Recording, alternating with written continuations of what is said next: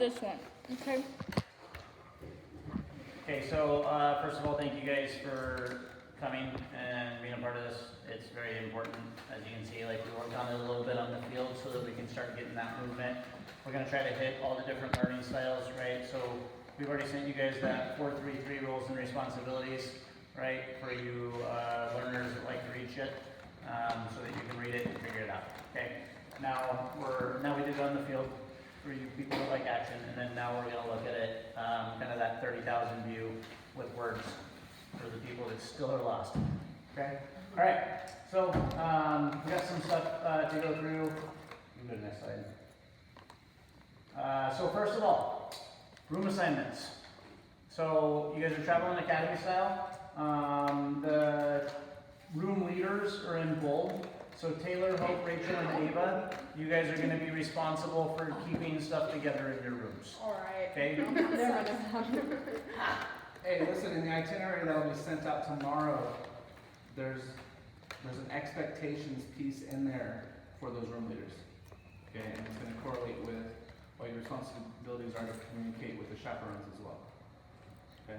Yeah, there's going to be some things like after a certain time at night, so you guys there will be a in-room time. So a time that you're responsible for being in your rooms, not allowed to leave the rooms anymore, and then there'll be a lights out time. That in-room time is going to correlate with team leaders collecting phones and getting them to the chaperones. So once you're in the room for the night with your friends, there's no more phones.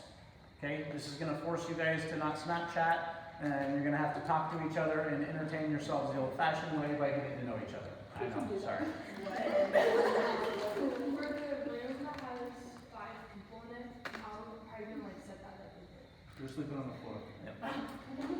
You guys can So there's supposed to be 2 queen beds, and then there's supposed to be a couch also that folds out, or there's going to be like a sleeper sofa type situation. So you guys can just rotate through that. Yeah, and you guys can figure it out. If somebody wants to volunteer to take the sofa before we get, that's fine. If you guys want to rotate through who's on that, that's fine. It's up to you guys once you get to the room.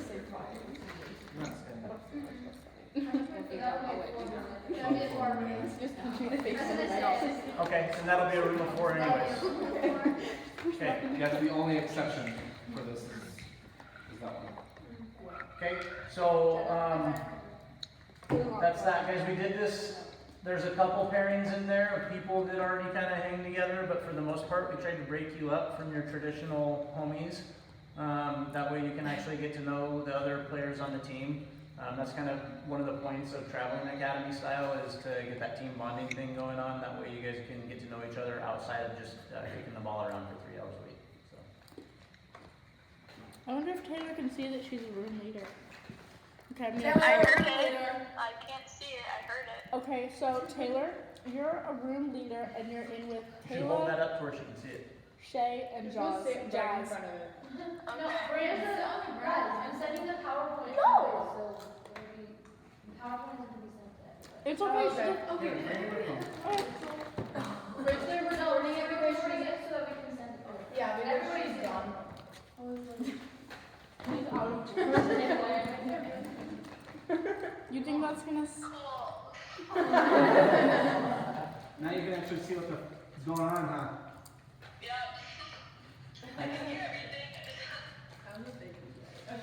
Okay, so Travis and I spent many hours going over all sorts of different data to figure out where you guys are going to play on the field and how long you're going to play on the field.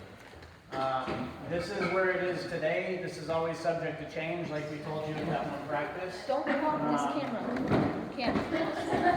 What? This is going to Okay, so for the most part, we wanted to get you for this tournament playing a position. Don't worry about it. Okay? The idea is that we want to get you guys into a rhythm. We want to start finding some flow on the field. So if we put you into the same position for 3 games with the same people around you, we're going to try to, same thing with the room assignments, start to build those bonds. That way you can start figuring out what people's off the ball movement looks like, where they're going to move for you, when they're going to move for you. That way there's some consistency. This will also make it easier on us as a coaching staff. So the idea being that we've broken it down for all 3 games as far as the starting lineup and the subbing rotations. And so it'll make it to where Travis and I can split up, watching different sides of the game. So while Travis can coach you guys, I can look at the other team, or while I coach you guys, Travis can look at the other team. So then when we get to halftime, we're able to give you guys a good breakdown of like, hey, this is how they're playing, this is where they're looking to attack, this is where we're strong, this is where we're weak. And then this will be managed by Kara. So this is all based upon time. So it'll just be like, she'll be over there and she'll go, hey, Ella, you go in for Rachel.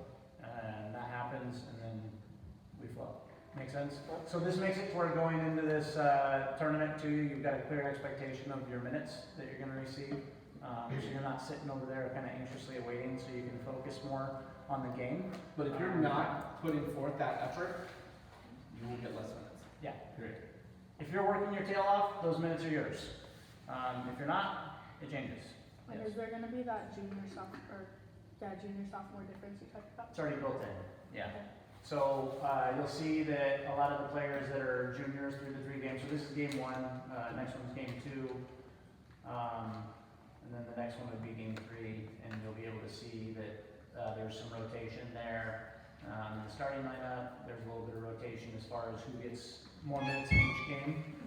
And that is manipulated to make sure that the juniors that are there trying to get the college commitments get the maximum minutes that we can get them. That way we can get the looks in front of the coaches.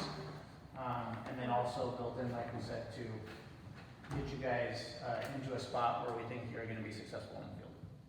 Cool. You guys have any questions about that? Looking at it? So is that first quarter, second quarter, second half? Yep. So this top will be the first half. So this is first quarter, second quarter, third quarter, fourth quarter. And we've built it in to try to give you guys rest periods to where you're not playing. Because there's 45-minute halves. Yeah. And I don't know anyone on the field that can go, probably maybe center back that can go 45 minutes. And those are the only players that don't have rotation. Goalkeeper and the 2 center backs. So Shay and Taylor, we're looking for you guys to play full 90, and Michaela full 90.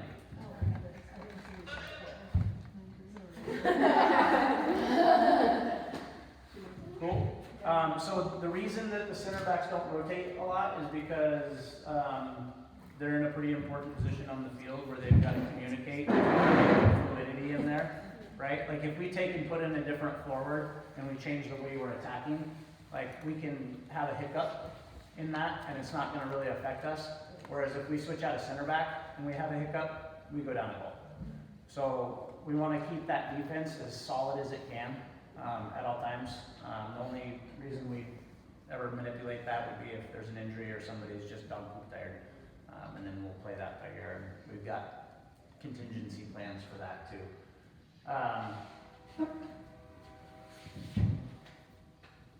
Okay, so attack and shape. So we're playing in that 4-3-3. So kind of like we just did out there. Oops, can you still see? Yeah, okay. So we're playing in that 4-3-3. So kind of like we did out there, right? Our 7 and 11 are high and wide to give us that width. And then the 9 is working in between the opponent's 2 center backs, and they're staying as high as they can without being offsides. And to a certain extent, you can be offsides, right? The only time that you want to not be offsides is when we're making those runs down the line and we're looking to get in behind, because that's when it matters, right? Because you're not, if you're just hanging out offsides, you're not offsides. So offsides is a combination, for the referees, they know this, right, of positioning plus an action. So just the positioning of being there is not offsides. It's not offsides until you make an action to the ball, right? So if you're in an offsides position as the forward, and the outside, the 7 or the 11, make a diving run inside, and they play the 7 or the 11, it's not offsides because you're not the one that's receiving that ball. You're not the one that's making that action towards the ball. Barcelona runs it all the time as far as up top. Yeah.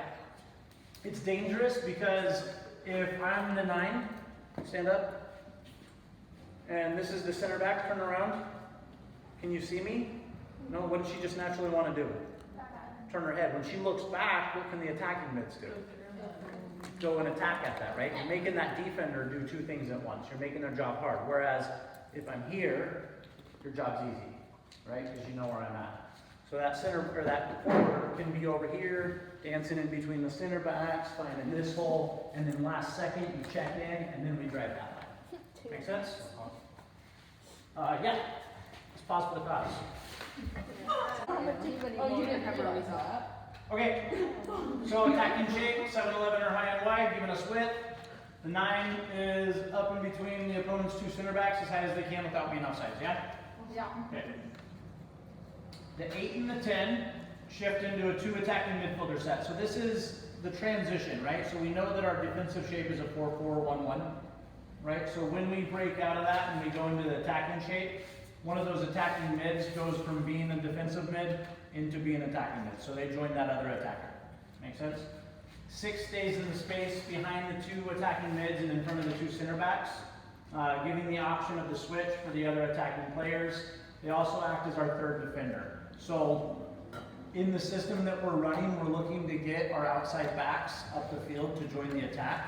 And so therefore, if those outside backs go, you've got to stay home, because that makes it to where if they counterattack quick, we end up going into a 3-back set. You become the center back, the 2 center backs become the outside backs, and we transition until we can get numbers back behind the ball. Okay? Now, the only way that that changes is if you go forward. We're talking about the defensive mid. So if the defensive mid joins, that means that one of the outside backs has to stay. So there's always got to be 3 in the back. It doesn't matter who stays in the back, but there's always got to be 3 that shift and get central. That way we've got those numbers behind the ball just in case there's a counterattack. So that can be a combination of the 2 center backs and the defensive mid, 2 center backs and an outside back, but it's always got to be 3. Make sense? Our 2 and our 3, our outside backs, push up and they join the attack. They provide support for the outside 7 and 11 and create the overload on the attack. So that's what we were just talking about. We want to get those outside backs. The players that we've got there, you guys saw in the lineup, right? They're players that we trust have the lungs, the athletic capacity to get up and join the attack. And then when we lose the ball, get back and get into a defensive position quick enough that we're not getting slaughtered. Make sense? The 4 and 5 push up to the half or further depending on the situation and provide support for the switch. So if we can, we switch through the defensive mid, right? But if we can't, we create that cup shape so you can see these guys get high and it makes it to where we've got that cup around the back where if we need to switch the point of attack, we can drop it in, drag that other team in and switch the point. Can you rotate the phone a little bit to the right? Perfect. You bet. Gosh,